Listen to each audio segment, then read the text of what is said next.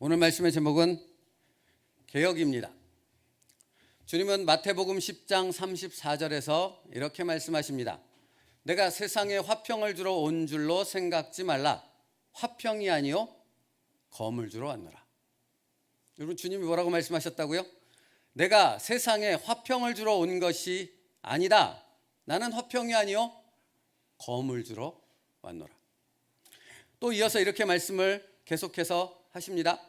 내가 온 것은 사람이 그 아버지와 딸이 어머니와 며느리가 시어머니와 불화하게 하려 함이니 사람의 원수가 자기 집안 식구리라. 아버지나 어머니를 나보다 더 사랑하는 자는 내게 합당하지 아니하고 아들이나 딸을 나보다 더 사랑하는 자도 내게 합당하지 아니하며 또 자기 십자가를 지고 나를 따르지 않는 자도 내게 합당하지 아니하니라. 자기 목숨을 얻는 자는 잃을 것이요 나를 위하여 자기 목숨을 잃는 자는 얻으리라. 여러분, 주님의 말씀의 의미가 무엇입니까? 언뜻 보기에는 주님의 말씀은 주님께서 이 땅에 오신 목적이 화평이 아니라 불화와 반목을 일으키기에 오신 것처럼 생각되게 하는 말씀입니다. 그러나 여러분도 아시겠지만 이 말씀은 그런 의미가 아닙니다. 이 말씀은 주님께서 주시고자 하는 것이, 주님께서 우리에게 주시고자 하는 것이 무엇인가를 명확히 밝히시는 말씀입니다. 주님께서 성도에게, 사랑하는 성도에게 주시려는 것은 적당한 타협이 아니라는 것입니다. 주님은 우리에게 세상과 어떻게 타협하여져서 보다 잘 살고 보다 행복하며 보다 우리가 원하는 것을 얻는 그런 삶을 살아갈 수 있는가 하는 부분을 가르쳐주기 위해서 오신 것이 아니라고 말씀하고 있습니다. 그러면 주님이 우리에게 주시려는 것은 무엇입니까? 타협이 아니라 전투하라고 말씀하십니다. 싸우라고 말씀하십니다. 적당히 죄와 타협하여 사는 삶을 살지 말라고 말씀하십니다. 우리는 타협하는 삶이 아니라 주님의 말씀대로 살아가는 삶을 살아야 한다라고 말씀하는 것입니다. 그러므로 여러분, 주님이 이 땅에 오신 목적이 뭔지 아십니까? 이 세상과 적당히 타협하며 살려고 하는 우리의 생각과 삶의 방식을 바꾸려고 오셨습니다. 왜 여러분을 구원하신지 아십니까? 여러분을 바꾸시기 위해요. 여러분의 그런 생각과 그런 마음과 그런 삶의 태도를 부수고 새롭게 하시기 위해서 주님이 오셨다라는 것입니다. 여러분, 주님은 우리를 바꾸기 위해서 오셨습니다. 우리를 새롭게 하기 위해서 오셨습니다. 이전의 모든 것들을 다 깨부수기 위해서 오셨습니다. 이런 주님이 나에게 오셨다라는 사실, 어떤 목적으로 나에게 오셨다라는 사실을 알지 못하면 그러면 어떻게 되겠습니까? 알지 못한 채 신앙생활을 하고 예배드린다고 앉아있으면 어떻게 되겠습니까? 첫째, 괴롭습니다. 무지무지 괴롭습니다.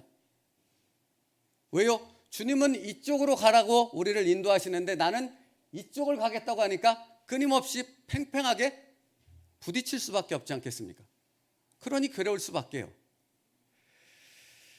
주님은 바꾸시려는데 나는 주님의 생각과 반대로 가려고 끊임없이 주님과 싸운다라는 것입니다.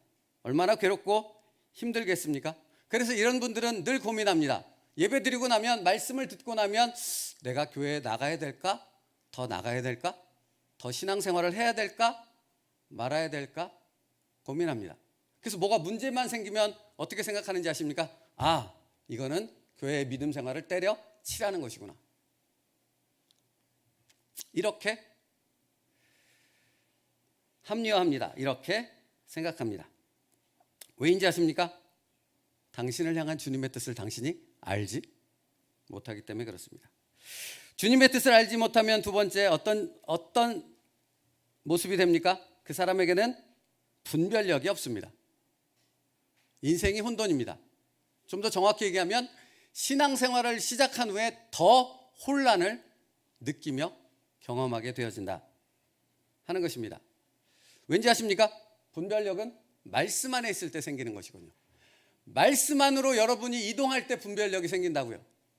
여러분이 여전히 믿는다 하면서도 예배를 드린다 하면서도 말씀 안으로 들어오지 않으면, 여러분의 삶의 모든 것을 가지고 말씀 안으로 들어오지 않으면 절대 분별력은 생길 수 없습니다. 그러니 끊임없이 주님과 부딪히게 되고 주님의 뜻과 반대되는 삶을 살아가니 얼마나 혼란스럽고 괴롭겠습니까?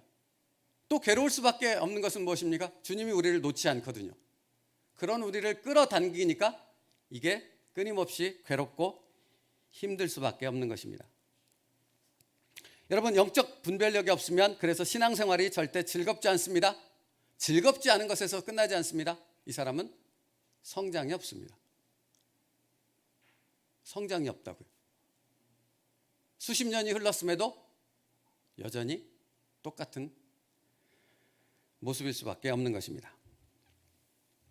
여러분, 성경에 믿음의 조상이라는 사람을 소개합니다. 그 사람의 이름은 아브라함입니다. 아브라함이 어느 날 하나님께 말도 안 되는 명령을 하나 듣습니다. 뭐죠? 아들 이삭을 번제로 바치라. 여러분, 이렇게 명령하신 하나님의 명령도 당황스럽지만 놀랍지만요, 더 놀라운 것이 뭔지 아십니까? 이 말씀을 듣고 난 아브라함의 반응입니다. 여러분도 아시죠? 저와 여러분은 이 말씀을 들었으면 어떻게 합니까? 입을 쌈에 들죠. 뒤집어 쓰고 세상과 모든 것을, 하나님과 모든 것을 단절하고 이게 무슨 일이야? 할 것 아니겠습니까? 그죠? 근데 아브라함은 어땠습니까? 놀라운 것은 아브라함은 즉시로 순종했다는 겁니다. 안 놀라우십니까? 놀라운 건 아닙니까? 아들을 번제가 뭔지 그냥 조금만 설명드리면, 번제는 그냥 제물로 바치는 것도 아니에요. 정확히 가운데를 잘라서 둘로 쪼개서 갈라놓는 겁니다. 그리고 불태우는 겁니다. 불이 이 제물의 가운데로 지나가도록. 이게 보통 일이 아니지 않습니까? 아들을 번제로 바치라는 것인데, 당연히 고민해야 되는 것이 맞고 당연히 씨름해야 되는 게 맞습니다. 이게 뭐지? 도대체 무슨 말씀인 거지? 이거 내가 제대로 받은 것이야? 수없이 많은 생각으로 가득 차야 하지 않겠습니까? 사실 여러분, 여러분이 좋아하는 무언가 하나를 하나님이 끊으라 해도 그것 끊는 것 쉽습니까? 어렵습니까? 아니, 그것도 어려운데 아들을 바치라는 건 이건 불가능한 것 아니겠습니까? 근데 즉시 순종했다고요, 아브라함은.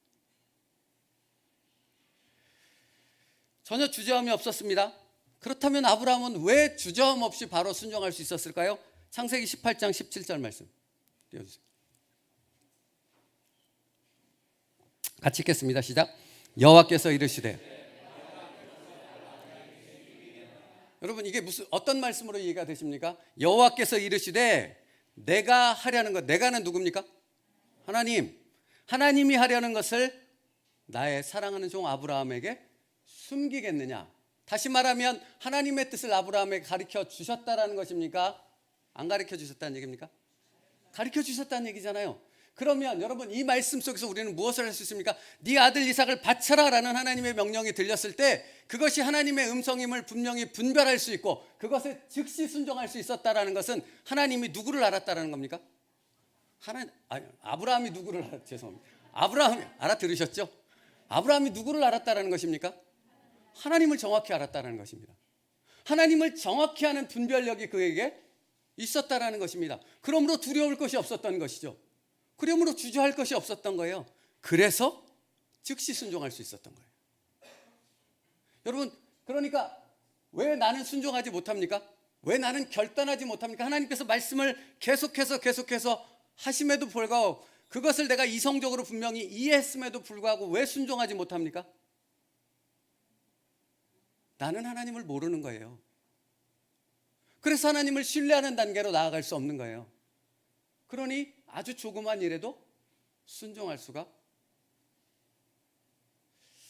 없는 것입니다. 여러분, 아브라함에게는 하나님의 뜻을 아는 분명한 분별력이 있었습니다. 그래서 주저하지 않고 망설이지 않고 즉시로 순종할 수 있었습니다. 그러므로 여러분,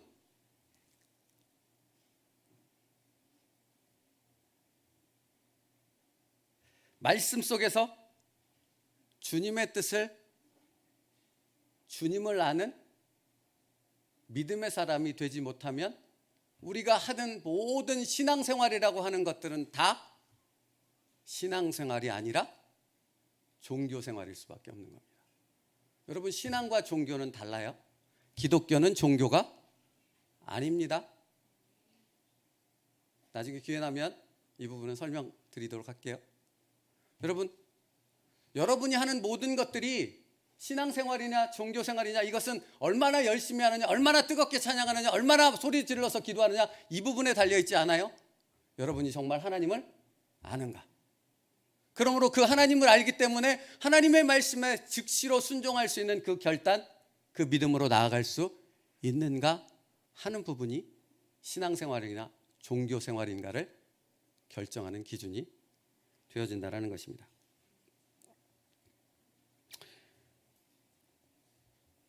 사랑하는 성도 여러분,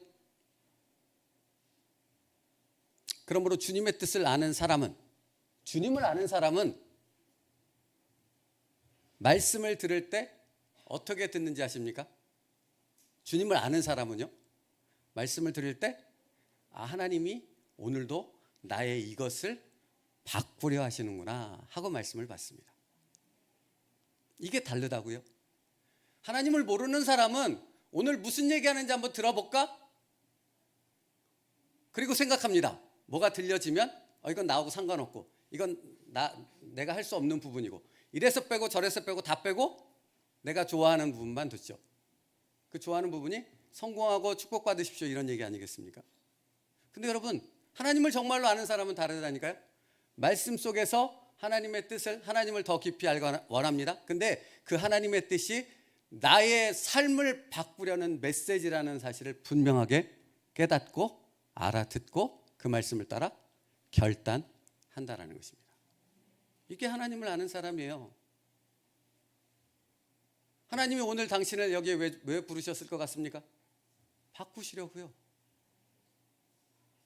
바꾸시려고요. 여러분, 그렇게 하나님을 받아들일 때 혼란은 사라지고 내 안에 주님이 주시는 평강과 은혜가 충만하게 되어지는 것입니다. 그러면 여러분, 오늘 말씀의 제목이 개혁이에요. 그러면 개혁이란 무엇이겠습니까? 내 뜻이 아니라 주님의 뜻을 선택하는 삶의 결단이 개혁입니다. 나의 삶을 옮겨서 하나님 안으로 옮기는 것, 그게 개혁이라고요. 사실 여러분, 우리의 삶은 날마다 선택의 연속 아닙니까? 하다못해 날마다 아를 먹을지 뜨아를 먹을지 결정해야 되지 않습니까? 카페 가면 늘 묻습니다, 저한테. 여러분, 이처럼 단순한 선택만 있는 것이 아니지 않습니까? 삶에 아주 중요하고 중요한 선택을 해야 될 때가 우리의 삶에 얼마나 많이 있습니까? 여러분, 그때 주님을 아는 성도는 내 생각이 아닌 주님의 뜻을 따라 선택하게 되어진다는 것입니다. 그런데 주님을 모르는 사람들은 끊임없이 고민만 하는 거예요. 그래서 이 사람한테 가서 묻고 점쟁이한테 가서 묻고 이건 묻고, 하다못해 신문 펼쳐서 오늘의 운세 보면서 어떻게 결정할까를 고민하는 미련한 삶을 살아갈 수밖에 없는 것입니다. 그러나 주님을 알면 분명해집니다. 주님을 알면 선택이 쉽습니다. 개혁하는 삶이란 바로 이 주님의 뜻 안에서 선택하고 그 결단의 길을 걸어가는 삶을 의미합니다. 여러분, 우리도 알고 있지 않습니까? 세상이나 자기 자신과 타협하면 편하고 좋다라는 것을 모르는 사람이 여기 어디 있습니까? 여기 주일학교 아이들도 압니다. 그러나 주님의 뜻은 성도는 세상과 타협할 수 없다라고 말합니다. 다시요. 주님은 뭐라고 말씀하십니까? 너는 너 자신과 타협할 수 없다 라고 말합니다. 그 말은 무엇인지 아십니까? 여러분에게 들리는 하나님의 말씀을 그대로 받아 순종하라는 것입니다. 그것이 바로 내가 세상에 화평을 주러 온 것이 아니라 검을 주러 왔노라 라는 주님의 말씀의 의미입니다. 그렇기 때문에 주님이 주시는 진정한 화평을 누리는 사람은 어떤 사람입니까? 죄와 의의 대립 가운데 갈등이라는 필연적인 과정을 겪는 사람이 바로 주님의 화평을 누리는 사람입니다.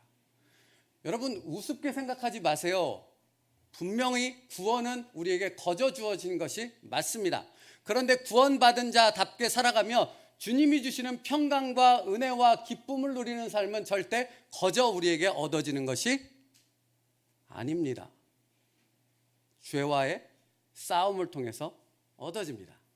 말씀 안에 들어가며 그 말씀의 선택에 따라, 그 말씀을 따라 선택하는 결단을 통해서 얻어지는 것이 주님의 평강이요 기쁨이라는 것입니다. 왜 신앙생활에도 아무런 변화가 없고 평강과 은혜가 없는 것입니까? 당신이 주님의 말씀을 따라 선택하는 길을 외면하기 때문에 그런 것입니다. 자, 오늘 본문 말씀으로 돌아올게요. 오늘 본문 말씀 13장에 보면 느헤미야의 개혁이 기록되고 있습니다. 근데 그 개혁을 기록할 때 특별히 느헤미야가 가장 첫 번째로 말하고 있는 것이 있습니다. 3절 말씀인데요. 3절 같이 읽겠습니다. 시작.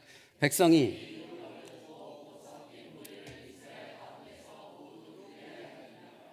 여러분, 계속 느헤미야 할 때마다 제가 설명드려서 잘 알죠.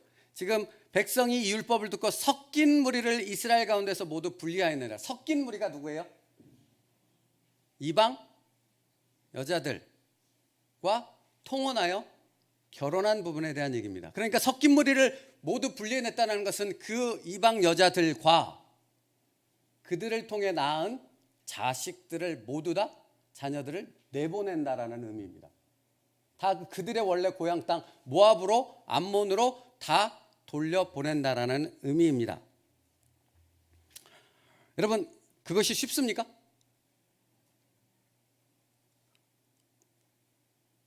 아브라함이 이삭을 바치는 것만큼 어렵다고 생각하면 됩니다.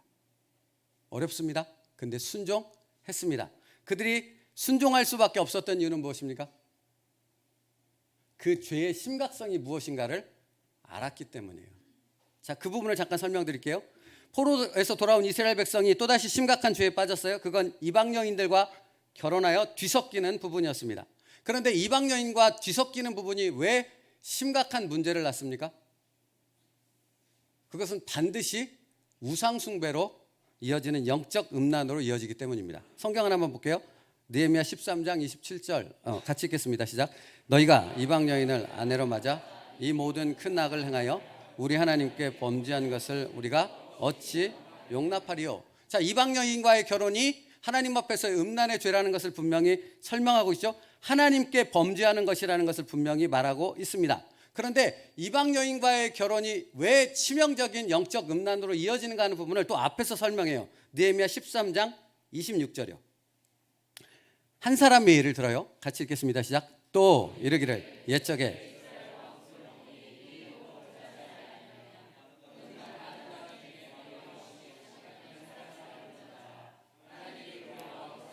온유라 이스라엘 다스리게 하셨으나 이방 여인이 그를 범죄하였나니. 여러분, 여기에는 짧지만 아주 중요한 메시지가 담겨 있습니다. 과거의 이스라엘 왕 중에, 아니 이 세상의 모든 왕들 중에 하나님께 가장 많은 축복과 말로 닿을 수 없는 은혜를 입은 왕이 있었다고 말합니다. 그 사람의 이름은 지혜의 왕 솔로몬입니다. 세상 사람들도 이 솔로몬의 이름은 다 알지 않습니까? 지혜로운 왕, 가장 부귀영화를 누린 왕, 맞죠? 그게 솔로몬입니다. 그런데 그처럼 어마어마한 축복을 받은 지혜의 왕 솔로몬이 하나님께 받았던 모든 것을 빼앗기게 되는 중대한 범죄를 저질렀다고 말합니다. 그 죄가 무엇입니까? 끝부분에 이방 여인이 그를 범죄하게 하였나니. 솔로몬 스스로 범죄한 것이 아니라는 거죠. 그가 정략적으로 결혼한 이방 여인이 갖고 들어온 그 우상으로 인하여 하나님 앞에 범죄하는 일이 발생할 수밖에 없었다라는 부분을 말씀하고 있는 것입니다. 그로 인해서 솔로몬은 모든 것을 잃었습니다. 그래서 문제라는 것입니다. 그래서 치명적인 죄라고 말하고 있는 것입니다. 그래서 느헤미야가 가장 첫 번째 개혁한 것이 무엇입니까? 섞인 무리를 이스라엘 가운데서 모두 분리하였느니라. 그것을 분리하지 않으면 똑같이 그 치명적인 죄 가운데 빠져서 하나님께 범죄할 것이기 때문에 그렇습니다. 여러분, 그런데 아까 말씀드렸던 것처럼 이방 여인들을, 그 자녀들을 내쫓아야 된다는 건 알았지만 그것에 순종한다는 것은 결코 쉽지 않았다라는 것입니다. 그런데 말씀에 보면 그들이 그대로 순종합니다.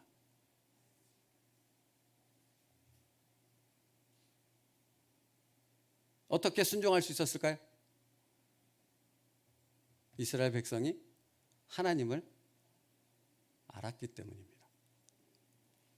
고레스 왕으로부터 시작해서 더 멀리 갈 필요도 없잖아요.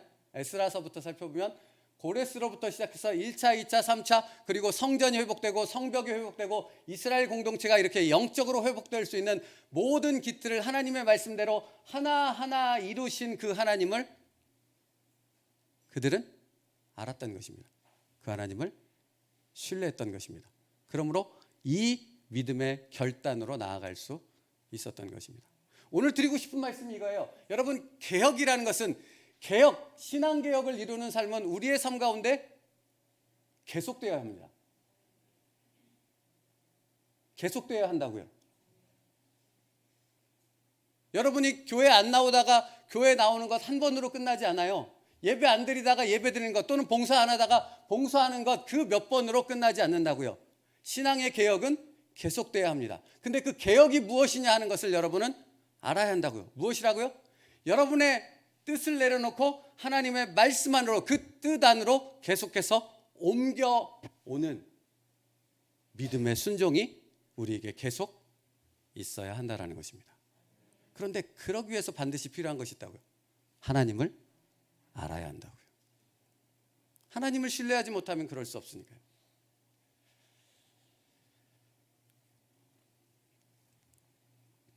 그래서 사실은 그 3절 말씀에 백성이 이 율법을 듣고라고 말하고 있는 것입니다. 뭘 들었어요? 말씀을 들었다고요. 그러니 하나님을 알게 되고 이 결단대로 나아갈 수 있었던 것입니다. 사실 이 부분은 1절 말씀에서도 같이 병행해서 강조하고 있는 것을 볼 수 있어요. 1절 말씀 볼까요? 13장 1절. 되나요? 13장 1절 같이 읽겠습니다. 시작. 그날 모세의 책을 낭독하여 백성에게 들렸는데 그 책에 기록하기를 암몬 사람과 모압 사람은 영원히 하나님의 총회에 들어오지 못하리라. 그렇죠. 그날에 모세의 책을 낭독하여 백성에게 들렸는데, 말씀 안에 일 때 하나님을 알 수 있습니다. 그리고 하나님을 알 때 우리는 우리의 뜻을 내려놓고 하나님의 뜻 안으로 들어가는 개혁의 삶을 살아갈 수 있습니다. 사랑하는 성도 여러분, 하나님을 알 때 변화와 성장이 있습니다. 그렇다면 여러분, 하나님을 알면 아주 신비로운 신앙의 경험을 하게 되는데, 그게 뭔지 아십니까? 나는 불가능하다고 생각하는 것을 예수의 이름으로 성취되는 것을 볼 수 있게 됩니다. 이건 하나님 안에서 하나님을 알고 믿음 안에 하나님 앞에 결단하는 사람만이 경험할 수 있는 부분이에요. 그렇지 않고서는 이게 무슨 말인지 머리로는 이해할 수 있을지 모르겠지만 가슴으로는 이해하지 못해요. 나는 불가능해요. 나의 현 상황, 나의 능력, 나의 생각, 모든 것을 바라볼 때 지금 내 앞에 놓여 있는 이 부분은 나로서는 절대 불가능한 일입니다. 근데 아십니까? 나는 믿음으로 이것이 되어질 줄을 믿습니다라고 선포할 수 있고, 그 선포한 대로 하나님이 이루시는 것을 나는 경험하게 되어진다라는 것입니다. 이게 다르다고요. 이게 개혁이고 이게 진정한 믿음의 성도의 삶이라는 것입니다. 그래서 사실은 말씀 묵상하다 보니까 새벽에 전했던 말씀이 떠올랐어요. 새벽에 챔버스 목사님이 이런 제목의 말씀을 주신 적이 있어요. 구하는 것보다 더 어려운 것은 없습니다. 뭐요? 기도하는 것보다 더 어려운 것이 없다고 말씀하세요. 이게 무슨 말인지 아시겠어요? 여러분, 기도하는 거 어렵습니까? 쉽습니까? 뭔가가 좀 통한다는 느낌이 들어서 기분이 좀 어렵습니다. 기도하는 건 그냥 입으로만 하면 되는 게 아니거든요. 기도는 입으로 하는 게 아니에요. 믿음으로 하는 거예요. 기도는 믿음으로 하는 거예요. 그래서 기도는 타당성이나 확률이나 이성이나 과학이나 논리로 생각해서 하는 것이 아니고요. 오직 하나님의 말씀을 붙잡고 하는 것이 기도입니다. 그래서 야고보서 1장 6절로부터 7절 말씀이요. 야고보서 1장 6절로부터 7절 같이 읽겠습니다. 시작. 오직 믿음으로 구하고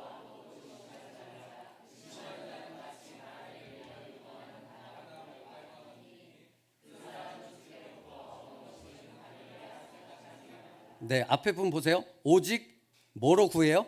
믿음으로 구하고입니다. 믿음으로 구하고 그러잖아요. 근데 믿음으로 구하지 않는 기도는 어떤 기도라고 뒤에 설명해요? 의심하는 자라는 것은 믿음으로 구하지 않는 자라는 의미잖아요. 마치 바람에 밀려 요동하는 바닷물결 같으니 그 사람은 주께로부터 어떤 것도 받을 수 없다고요. 믿음으로 구하지 않으면. 기도는 믿음으로 하는 것입니다. 여러분, 그러니까 기도하는 사람은 절대 타당성을 따지지 않아요. 얼마나 확률이 높은가 이런 부분은 생각하지 않아요. 다만 무엇을 확인합니까? 이것이 하나님의 뜻이냐 아니냐면 알면 됩니다. 그러면 그 다음은 믿음으로 기도하면 되고 그 기도의 응답은 하나님이 정확한 하나님의 때에 응답하시기 때문에 그렇습니다. 그게 믿음입니다. 그러니까 걱정하지 않아요. 저도 요즘에 불가능한 기도 몇 가지를 기도하고 있다니까요. 전혀 불가능합니다. 제가 나중에 간증하게 되겠지만 아무리 생각해도 불가능합니다. 어디를 봐도 불가능합니다. 근데 기도하는 게 즐겁습니다. 왜냐하면 믿음으로 하는 거기 때문에. 그래서 기대가 있습니다. 어떻게 하나님께서 응답하실지 기대가 됩니다. 어떻게 신실하신 이심을 나에게 나타내실지 정말로 기대가 된다라는 것입니다. 여러분도 그렇게 기도할 수 있는 은혜가 있기를 간절히 축복합니다. 그러므로 여러분, 기도도 마찬가지예요. 개혁과 같이 내 마음을 하나님의 말씀 안으로 완전히 옮기는 것이 기도입니다. 그래서 빌립보서 말씀에서 아무것도 염려하지 말고 오직 기도와 간구로 너희 구할 것을 감사함으로 하나님께 아뢰라. 그리하면 모든 지각에 뛰어난 하나님의 평강이 너희 마음과 생각을 지키시리라 해요. 이게 정확히 맞아떨어지는 거라고요. 사랑하는 성도 여러분, 우리가 기도할 때 예수님께서 하신 말씀이 성령을 통해 우리의 삶에 이루어지는 것을 경험하게 될 것입니다.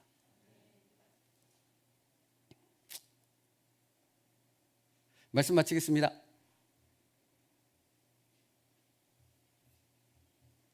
개혁이란 내 뜻이 아닌 주님의 뜻을 선택하는 삶의 결단입니다. 근데 이 결단은 우리 의지로 하는 것이 아니라고 말씀드렸어요. 내가 말씀 안으로 들어갈 때, 하나님을 알게 될 때, 그 하나님을 신뢰하는 믿음 가운데 설 때 이 결단으로 나아갈 수 있습니다. 사랑하는 세움들께 성도 여러분, 그러므로 먼저 무엇이 있어야 되겠습니까? 하나님을 아는 것이 있어야 됩니다. 말씀 안으로 들어가야 합니다. 여러분의 뜻을 가지고 이렇게 짐을 촘촘히 다 싸가지고 어디로 이동하시면 돼요? 말씀 안으로 들어가십시오. 여기 있잖아요. 이 안으로 들어가십시오. 그러면 그 다음은 하나님이 이끄실 것입니다. 하나님이 역사하실 것입니다. 그 은혜를 나눌 수 있는 저와 여러분 될 수 있기를 축복합니다. 기도하겠습니다. 살아계신 하나님 감사합니다. 우리를 이곳으로 인도하셔서 우리를 향한 주님의 뜻이 무엇인지를 깨닫게 하시고 그 뜻 앞에 어떻게 순종하며 믿음의 결단, 믿음의 개혁으로 나아갈 수 있는지를 알게 하셨사오니 감사합니다. 하나님, 우리가 듣고 깨달은 대로 순종할 수 있게 하여 주옵소서. 내 삶의 모든 것을 들고 말씀 안으로 들어가게 하시고 하나님을 알게 되므로 믿음의 순종으로 나아갈 수 있는 하나님이 축복하시는 성도가 되게 하여 주시옵소서. 예수님의 이름으로 기도 올리옵나이다. 아멘.